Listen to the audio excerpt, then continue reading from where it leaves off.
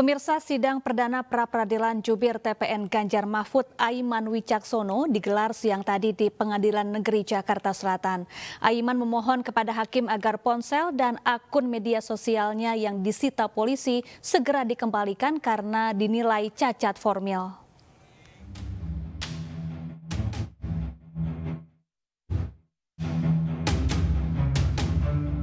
Pengadilan Negeri Jakarta Selatan menggelar sidang perdana permohonan pra-peradilan yang diajukan juru bicara Tim Pemenangan Nasional Ganjar Mahfud, Aiman Wicaksono.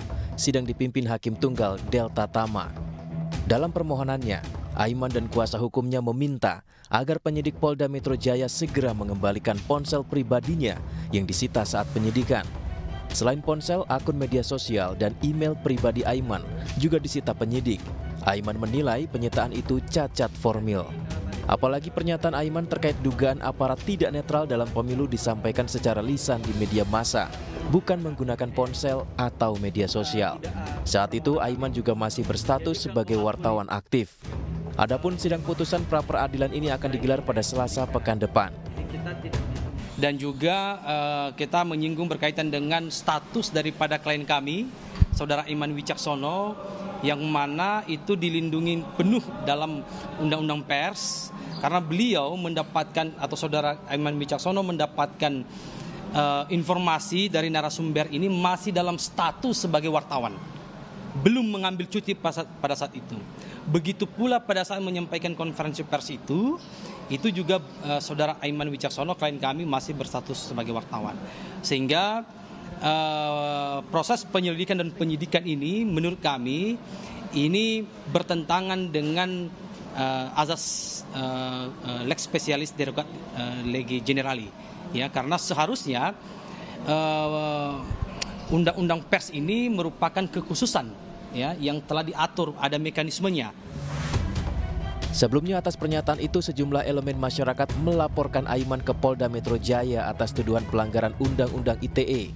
Aiman yang berstatus sebagai saksi juga pernah diperiksa polisi selama 12 jam. Aiman kemudian mengadukan kasus yang menimpanya itu ke sejumlah lembaga seperti Ombudsman, Propam Polri, Kompolnas hingga Komnas HAM. Dari Jakarta, Jen Cahyani, Pandu Priyo, Sadu Santo, iNews melaporkan. Ya, untuk membahas informasi selengkapnya kami telah terhubung dengan Kabareskrim Polri 2008-2009 Pak Susno Duaji, kemudian ada anggota Kompolnas Pak Beni Mamoto dan juga kuasa hukum dari Aiman Wicaksono ada Mas Vincentius Mendrova. Selamat sore Bapak-bapak, apa kabar?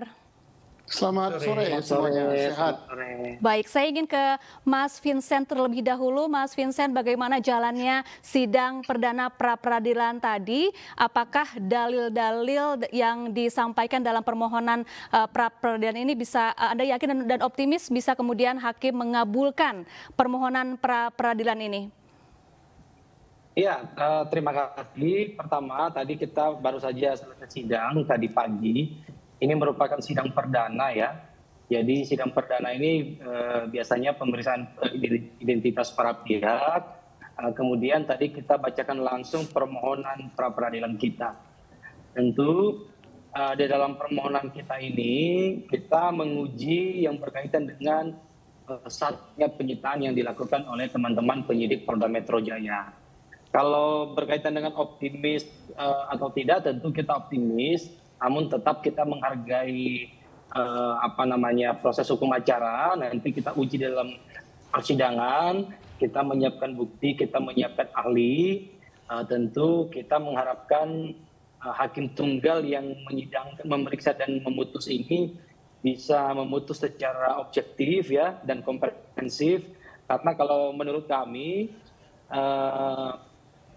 penyitaan yang dilakukan terhadap 4 barang bukti Saudara Aiman Wicaksono ini ada cacat prosedur sebagaimana yang diatur dalam KUHP kita, gitu, ya. Misalnya ada beberapa poin di mana di dalam KUHP kita itu secara limitatif, kalau di 38 ayat 1 KUHP itu dikatakan bahwa, disebutkan bahwa penyidik dalam melakukan penyitaan harus seizin ketua pengadilan negeri setempat. Ini diatur secara limitatif. siapa yang berwenang mengeluarkan izin itu adalah ketua pengadilan negeri setempat. Nah, dari bukti yang kami dapatkan, yang diperlihatkan oleh teman-teman penyidik waktu dilakukan penyitaan, ini penetapan dari pengadilan ini ditandatangan oleh wakil ketua. Nah, kami sempat menanyakan, ini wakil ketua ini dalam kapasitas sebagai apa? Tentu teman-teman penyidik tidak bisa menjawab itu. Itu satu hal. Kedua, kami juga menyayangkan, kami juga sampaikan dalam permohonan kami itu bahwa teman-teman penyidik juga tidak memberikan salinan atau fotokopi, bahkan untuk kami foto saja tidak bisa diberikan surat penetapan pengadilan tersebut. Padahal kan itu hak dari saksi ya, karena status dari klien kami saudara Aiman Wicaksono ini masih saksi. Dan tentu karena memang objek yang disita adalah barang yang dimilikinya, kami perlu tahu dan perlu memiliki salinan surat penetapan dari pengadilan tersebut. Dan teman-teman penyidik juga tidak memberikan, bahkan kami sudah surati secara resmi. Dan itu tetap juga tidak direspon. Itu satu. Yang kedua, di surat penetapan pengadilan yang menurut kami juga cacat formil ini, karena tidak ditandatangan oleh yang memiliki otoritas berdasarkan KUHP itu hanya menyebutkan satu barang bukti yang boleh disita oleh penyidik. Apa barang buktinya? Yaitu handphone merek Xiaomi yang dimiliki oleh saudara Aiman. Untuk 3 barang bukti dan juga plus WhatsApp di dalam handphone itu penyidik tidak diberikan kewenangan di dalam surat penetapan tersebut. Apalagi teman-teman penyidik melakukan penguasaan dan akses dengan merubah password dan mengakses akun media sosial itu. Sedangkan di dalam penetapan itu tidak disebutkan sama sekali kewenangan atau hak penyidik atau izin penyidik untuk melakukan penyitaan terhadap 3 barang bukti lainnya gitu. Baik, saya ingin bertanya ke Pak Susno Duaji, mantan Kabar Eskrim Polri. Pak Susno, setelah tadi kita mendengarkan penjelasan dari kuasa hukum Aiman Wicaksono, Mas Vincent, apakah penyitaan ponsel milik Aiman Wicaksono yang masih berstatus saksi ini sah-sah saja dilakukan? Sebetulnya seperti apa prosedur penyitaan ponsel di kepolisian saat pemeriksaan? Penyitaan itu kan diatur di dalam hukum acara pidana ya. Yang bisa disita itu barang, bisa barang bergerak, bisa barang tak bergerak, bisa barang berwujud nyata, bisa juga barang tak berwujud nyata. Kalau ini kan barang bergerak, berwujud nyata. Prosedurnya harus izin dari ketua pengadilan negeri setempat. Setempat itu maksudnya di mana barang bukti itu disita. Nah sekarang yang dipersoalkan, yang tanda tangan bukan ketua, tapi tercantum di suratnya adalah ketua pengadilan negeri. Nah, apakah itu bisa diberikan kuasa kepada wakil, apa bagaimana, itu nanti silakan pengadilan yang akan memutus. Soalnya kalau kita katakan, oh nggak bisa, kata mereka bisa, nanti akan debatable di sini. Tapi yang jelas bahwa menurut hukum, yaitu ketua pengadilan negeri setempat. Itu satu. Yang kedua, apakah penyitaan itu termasuk juga di dalamnya semua perangkat lunaknya? Karena tertulisnya, kalau nggak salah tadi ya, saya nggak baca ya, tapi hanya disebutkan tertulis handphone. Inilah di dalam hukum kan pasti selalu tertinggal hukum itu dengan kemajuan teknologi. Apakah definisi handphone itu termasuk perangkat keras dan perangkat lunak yang ada di dalam? Perangkat lunaknya itu yaitu ya WhatsApp itu perangkat lunak untuk berkomunikasi, termasuk Telegram, termasuk SMS, ataukah hanya handphone kosongan berupa perangkat kerasnya saja, tidak termasuk sistem yang ada di dalamnya.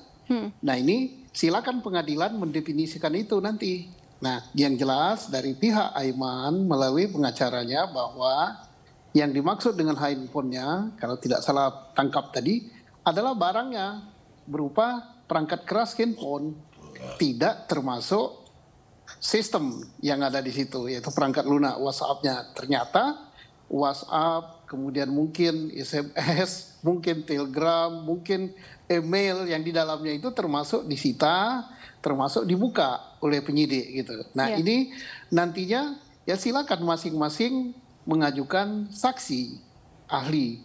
Nah, inilah hukum nantinya putusan pengadilan ini akan memperkaya ranah hukum Indonesia. Bahwa yang dimaksud dengan handphone itu, yang dimaksud dengan HP, atau yang dimaksud dengan iPad, yang dimaksud dengan komputer adalah termasuk juga piranti lunak yang ada di dalamnya.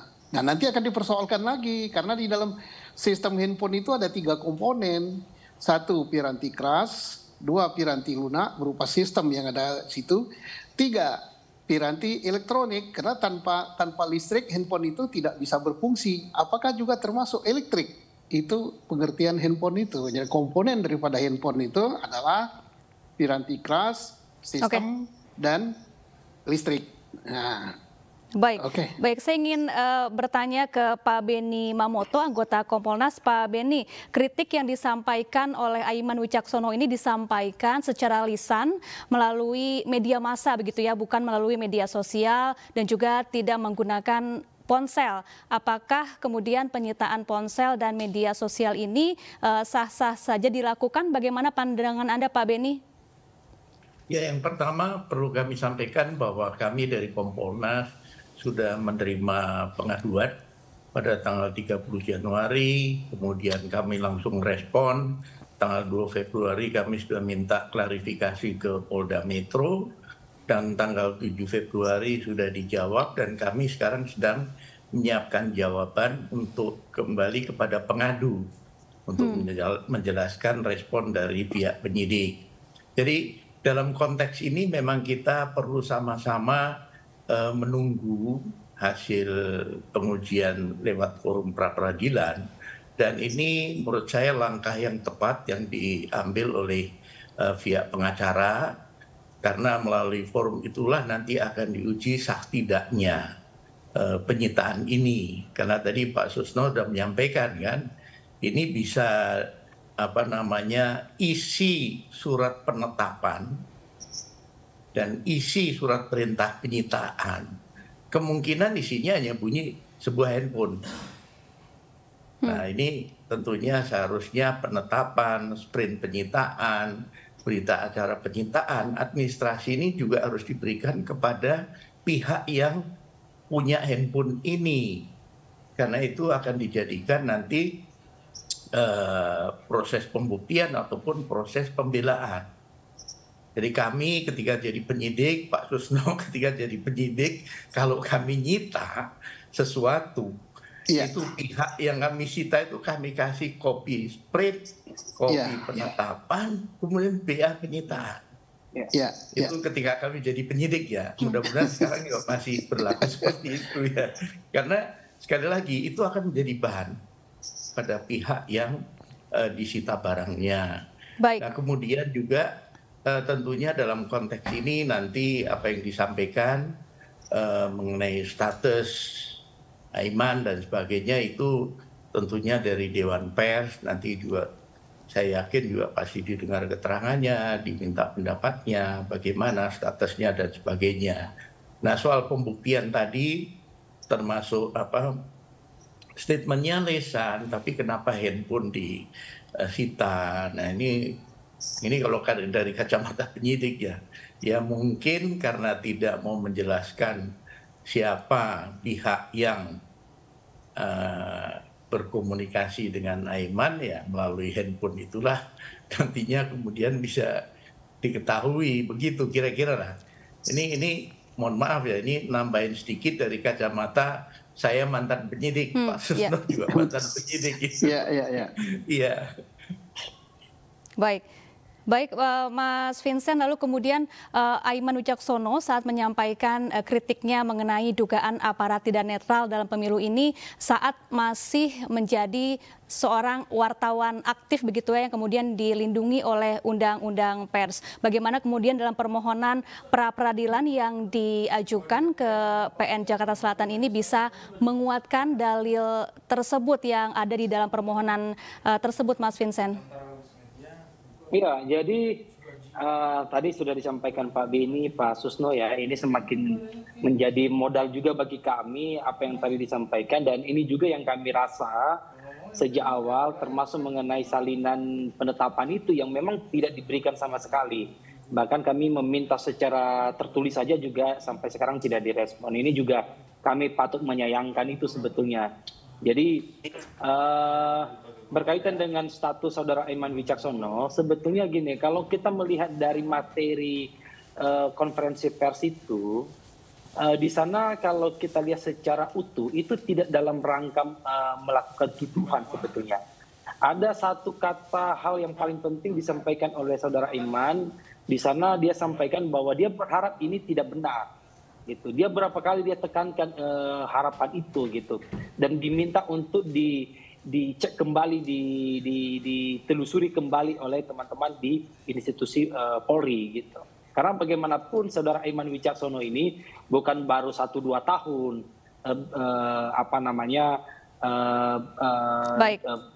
dekat dengan institusi Polri gitu ya. Baik, Mas Vincent, Pak Susno dan Pak Beni, kita tahan dulu sejenak. Ainews Sore akan kita lanjutkan lagi usai jeda. Tetaplah bersama kami. Anda kembali di Ainews Sore dan kita lanjutkan kembali perbincangan bersama Kabareskrim Polri 2008-2009. Ada Pak Susno Duaji, kemudian anggota Kompolnas ada Pak Beni Mamoto, dan juga tim hukum Aiman Wicaksono ada Vincentius Menrova. Saya ingin ke Pak Susno. Pak Susno, setelah tadi Mas Vincent mempermasalahkan terkait surat penetapan pengadilan yang isinya penyitaan ponsel Aiman namun tidak ditandatangani oleh ketua pengadilan. Kemudian yang kedua adalah status Aiman yang berstatus saksi. Nah, saya ingin minta penegasan Pak Susno, apakah seseorang yang berstatus saksi bisa dilakukan penyitaan terhadap barang-barang miliknya? Oke, pertama tentang tidak ditandatangani oleh ketua. Itu saya tegaskan bukan salahnya penyidik, karena penyidik pasti nulis suratnya kepada yang terhormat ketua pengadilan negeri bla bla. Kemudian oleh pengadilan negeri dijawab, dikeluarkanlah izin, dikeluarkanlah penetapan, tapi yang tanda tangan wakil ketua. Nah, ini menjadi pertanyaan besar, kepastian hukumnya mana? Karena di dalam hukum acara kita harus ketua, tapi ditandatangani wakil ketua. Boleh apa tidak? Nah, silakan dijawab oleh hakim yang menangani pra peradilan ini. Kalau boleh, apa alasannya? Kalau tidak boleh, maka itu menjadi batal gitu. Nah, kita yang perlu adalah kepastian hukum gitu. Nah, nanti lama-lama kalau tidak ada kepastian hukum turun kepada hakim biasa dia. Nah, ini ujian untuk pengadilan karena pengadilan belum tentu benar juga gitu ya. Dia manusia. Yang kedua, boleh tidak penyitaan itu dilakukan misalnya terhadap barang yang dikuasai oleh saksi atau barang tersangka, boleh saja. Bukan tersangka. Oke, baik. Di dalam hukum acara tidak mengatur bahwa itu disita dari tersangka. Kadang-kadang itu penyitaan itu dilakukan kepada tidak ada pemiliknya. Misalnya ditemukan pisau di TKP pisau itu milik siapa kan nggak tahu gitu. Nah, jadi tetapi yang jelas saudara Aiman belum menjadi tersangka gitu. Iya.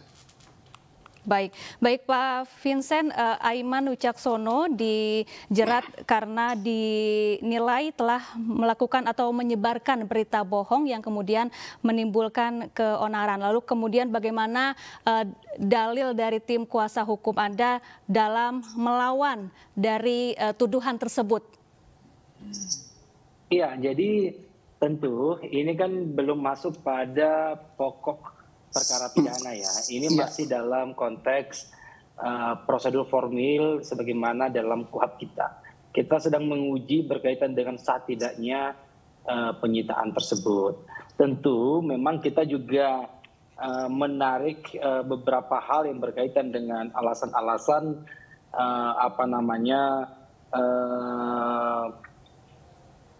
Saudara Aiman sebagai wartawan, kita juga menyampaikan berkaitan dengan itu. Namun sebetulnya kita fokus ini kepada penyitaan. Tadi saya tertarik dengan apa yang disampaikan oleh Pak Susno bahwa ini juga harus dideskripsikan handphone itu dalam bentuk apa, kira-kira begitu kan? Karena handphone itu ada perangkat kerasnya, ada perangkat lunaknya gitu ya. bahkan ada 3 kata Pak Susno. Ini juga menarik karena gini, kalau itu kita lihat bahwa handphone itu adalah perangkat keras gitu ya, ini kan yang disita selain handphone itu adalah SIM card. SIM card itu dilepas, itu sifatnya satu barang bukti gitu. Nah ini sudah menjadi perangkat keras, benda bergerak gitu ya, SIM card tersebut. Kalau misalnya berkaitan dengan Instagram, email, ini masih menjadi perdebatan gitu. Tapi memang semestinya dalam penetapan ini harus jelas. Karena kan kalau tidak diberikan kewenangan kepada penyidik untuk mengakses, ya dia tidak boleh mengakses perangkat lunak itu. Karena dia tidak diberikan kewenangan untuk melakukan penyitaan dan penguasaan terhadap itu. Nah, ini dari sisi penyitaan terhadap SIM card saja yang menurut kita ini barang bergerak gitu ya. Nah ini kan juga tidak boleh gitu kan, karena memang tidak dicantumkan di dalam surat penetapan pengadilan yang juga menurut kami itu cacat formil gitu. Nah ini tentu nanti kita akan uji ya. Kemudian kita juga melihat dari sisi hubungan antara pasal persangkaan terhadap klien kami ini, yaitu itu pasal 14 ayat 1, ayat 2 dan pasal 15 Undang-Undang Nomor 1 tahun 1946 gitu ya. Yeah. Nah ini Saudara Aiman ini menyampaikan statementnya ini melalui konferensi pers. Nah pertanyaannya, apa hubungan barang bukti 4 itu dengan statement Saudara Aiman dengan konferensi pers itu gitu. Nah kita juga sedang menguji berkaitan dengan apakah kalau kita lihat di dalam pasal 39 ayat 1 KUHP berkaitan dengan apa-apa saja yang bisa dilakukan penyitaan oleh penyidik, itu juga harus jelas gitu apakah ini barang sitaan ini berhubungan langsung dengan tuduhan terhadap pasal itu gitu ya. Nah ini juga kita sedang mengkaji berkaitan dengan itu. Dan satu lagi, Saudara Aiman, kami sudah menyurati Dewan Pers dan Dewan Pers sudah mengeluarkan surat dan menanggapi bahwa Dewan Pers menyebutkan bahwa Saudara Aiman ini merupakan wartawan pada saat mengambil menerima informasi dari narasumber dan statusnya masih juga wartawan pada saat menyampaikan konferensi pers tersebut. Baik. Nah itu yang disampaikan oleh Dewan Pers. Yang kedua, Saudara Aiman memiliki hak tolak. Hak tolak ini adalah hak tolak untuk tidak memberitahu, mengungkap identitas narasumber. Nah identitas narasumber ini kan bukan ada di bukunya Saudara Aiman, itu ada di handphonenya itu. Gitu. Baik, saya ingin ke Pak Beni Mamoto. Pak Beni, jika seandainya pengadilan mengabulkan permohonan pra-peradilan Aiman Wicaksono, akankah ini menjadi presiden buruk bagi kepolisian dan apakah bisa ada sanksi yang diberikan kepada anggota kepolisian atau penyidik yang dinilai melakukan tindakan di luar kewenangannya begitu? Ya, tentunya sekali lagi kita sama-sama menunggu nanti hasil keputusan akhir dari sidang pra-peradilan ini. Namun tentunya seandainya, sekali lagi seandainya nanti keputusannya kemudian menerima gugatan ini, tentunya ini akan menjadi bahan evaluasi. Satu. Yang kedua, ini juga nanti bisa mengedukasi para penyidik ya, untuk nanti ke depan ketika menyita barang bukti yang kemudian ternyata di dalamnya itu berisi baik yang software, baik yang hardware, ini perlu kehati-hatian. Kalau menurut saya ketika saya jadi penyidik itu, di berita acara penyitaan disitulah diurai. Setelah disita satu handphone merek ini, emailnya ini, satu SIM card, bla bla bla bla bla segala macam. Sehingga ini bisa uraian ini bisa memperjelas masalah apa yang disita. kalau memang ada hal-hal yang belum masuk dalam penetapan pengadilan, bisa diajukan. Sehingga nanti lengkap semuanya. Seperti itu. Baik, terima kasih Pak Beni Mamoto, anggota Kompolnas, kemudian Pak Susno Duaji, Kabareskrim Polri 2008-2009, dan juga Mas Vincentius, kuasa hukum Aiman Wicaksono, telah bergabung bersama kami di iNews Sore. Terima kasih Pak Vincent, Pak Beni.